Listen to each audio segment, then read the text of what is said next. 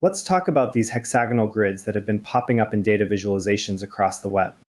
These hexagons are the building blocks of H3, a spatial indexing system developed by Uber that partitions the Earth's surface into hexagonal cells at different geographic resolutions.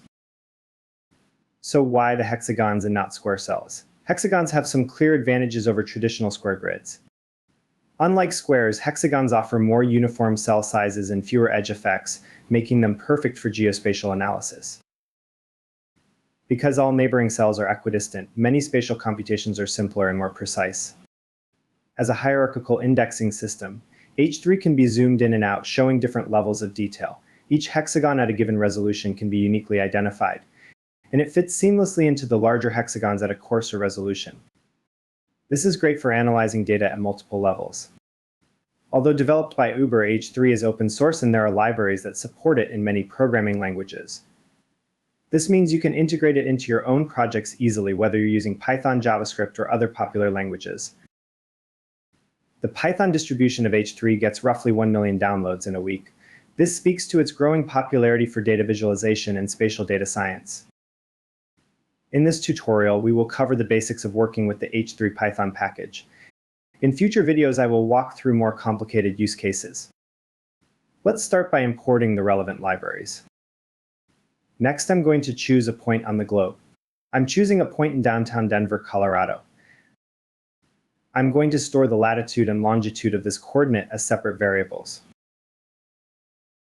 Now we can convert these coordinates to the H3 index by running the geo to H3 function. This function converts the latitude and longitude of our point into the H3 resolution that we specify. I'm going to choose a resolution of 10 right now, but we could choose anything from 1 to 15, with 15 being the finest, most detailed resolution, roughly the size of 11 square feet. After we run this, we get a 15-character H3 index code. I've placed a link in the video description below that describes the hierarchical structure of this encoding. We can convert the H3 index back to geographic coordinates using this geo to H3 function. Note that this will return the centroid of the hexagon cell, rather than our original coordinates.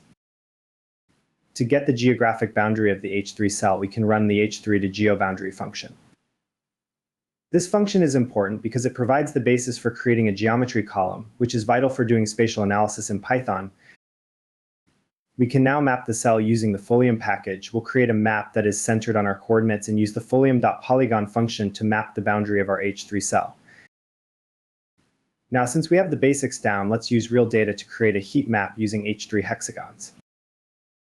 For this example, I first read in Denver 311 data that I access from the Denver Open Data Portal. I'm going to filter the data to focus on reports of potholes, and we'll drop observations that are missing either latitude or longitude. We can see that this leaves roughly 6,000 observations. I next create a function that will read each row of the data frame and affix the H3 index code in the boundary geometry. I will set the resolution to level 8.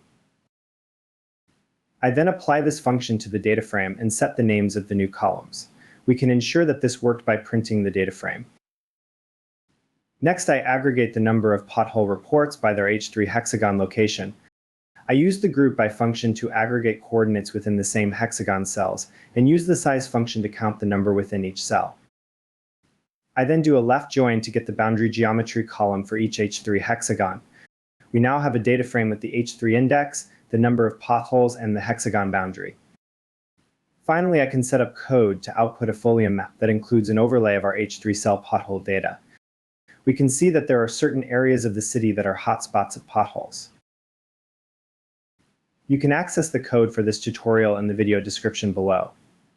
As always, if you found this helpful, make sure to comment, like, and subscribe for more spatial data science videos.